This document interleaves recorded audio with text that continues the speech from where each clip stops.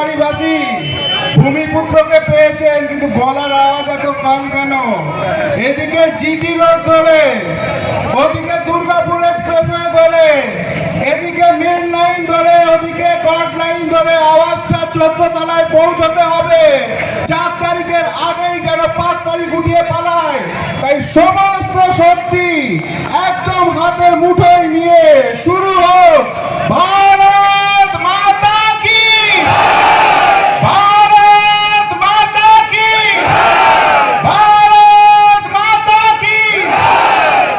তো মেমারিবাসী, এবারে তো খুব ইন্টারেস্টিং লড়াই। লড়াইটা কিসের জানেন তো? লড়াইটা হচ্ছে মানব বনাম দানবের লড়াই।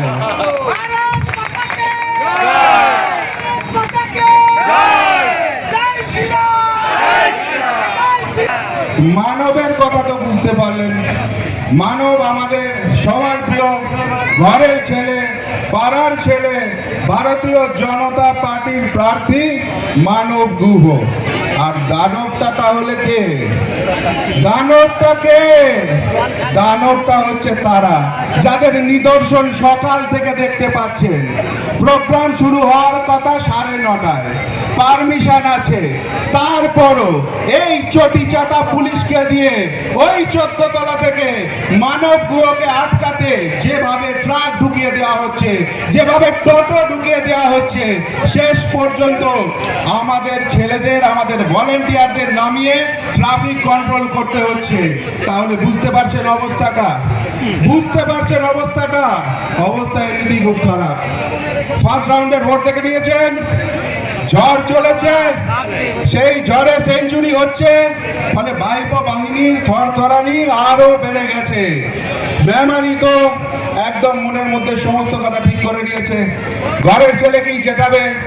প্রথমে এসে বলেছিল 1 লাখ ভোটে জিতবে, ভাইপো এসে হাওয়া দেখে 50,000 কমিয়ে দিয়েছে, বলছে 50,000-এ জিতবে।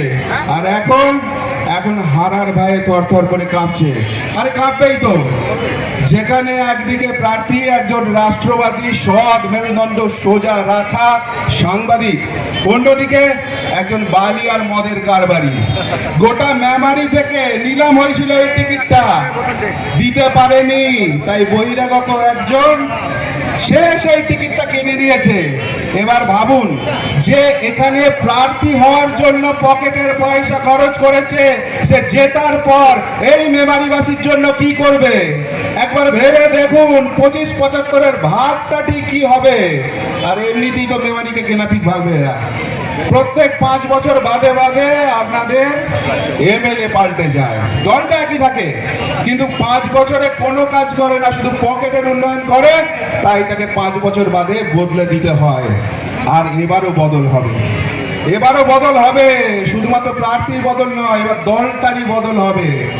পাল্টানো দরকার, তাই পাল্টানো দরকার, তাই পাল্টানো দরকার, তাই 4 তারিখ, এই 4 নম্বর বাটন মাথায় রাখবেন। 29 তারিখ যদি বুক ঠুকে ভোটটা দিতে পারেন 5 বছর বাদে, আর দলও পাল্টাতে হবে না, বিধায়কও পাল্টাতে হবে না, বহিরাগত কারোর উপর ভরসা করতে হবে না, মেমারি আর অন্ধকারে ডুবে থাকবে না। অনেক বক্তা রয়েছেন, অনেকে বক্তব্য রাখবেন, আমাদের ছেলেরা মোটামুটি পরিস্থিতি সামাল দেওয়ার চেষ্টা করছে, কিন্তু মেন কাজটা করতে হবে। অনেকে বলছেন ইভিএম চেঞ্জ হয়ে যাচ্ছে, অনেকে বলছেন কাউন্টিং এ গন্ডগোল হবে। তার মানে বুঝতে পারছেন, চুরি করে ছাড়া এরা জিততে পারবে না।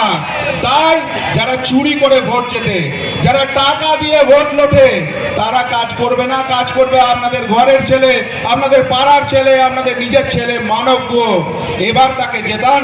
29 তারিখ সকাল সকাল নিজের ভোটটা নিজে দিন। 4 নম্বর বাটনটাকে বেছে নিন। আর সকলে তো মেমারিতে বলতে শুরু করে দিয়েছে, বাড়ছে গরম, ঝরছে ঘাম, যাচ্ছে পিসি, আসছে জয় শ্রীরাম।